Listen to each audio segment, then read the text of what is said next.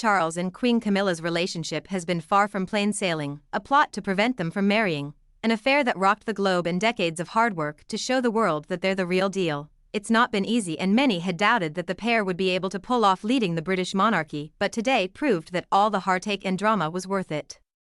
The moment they stepped out onto the Buckingham Palace balcony, they showed the world their commitment, both to the job and to each other. Their balcony appearance proved a stark contrast to their composure earlier on in the day, where the king looked solemn and nervous ahead of the 2-hour coronation service, to the sheer delight of making it through the day without a glitch. Throughout the ceremony he found it hard to relax, concentrating on the task at hand.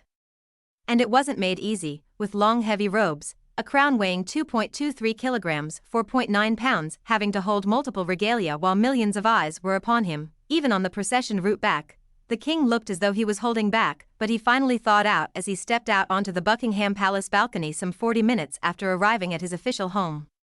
Looking lovingly into Camilla's eyes as they both stood wearing their robes and crowns, Charles's face said 1,000 words.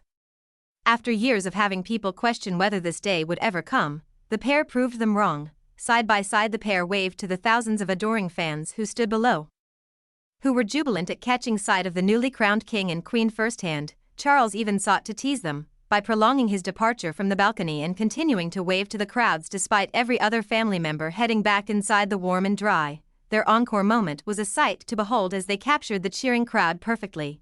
Dozens of pictures showed the sheer delight on both of their faces as they faced the crowd's end.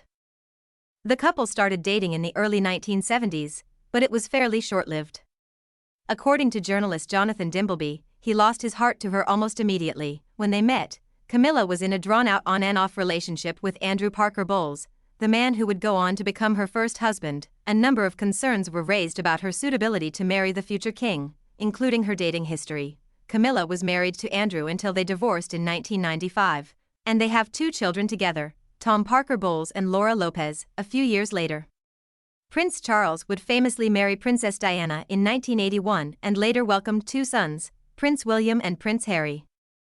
But both marriages didn't go the distance, with Camilla divorcing her husband in 1995 and Charles formally severing ties with Diana a year later. The relationship breakdown was played out heavily in the press, and the future king came under heavy scrutiny after admitting his relationship with Camilla had resumed while he was married to Diana, stating in a 1994 interview that he had been faithful to her until it became irretrievably broken down, us both having tried. Swathes of the public struggled to accept Charles and Camilla's relationship following the death of Princess Diana in a car crash in Paris in 1997. Camilla was reviled for years and had to work tirelessly to repair her public image.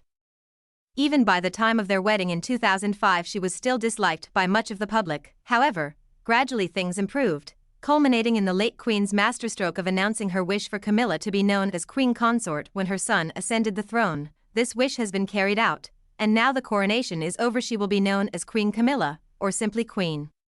Today marks a significant milestone in their relationship and is the final step in their protracted relationship.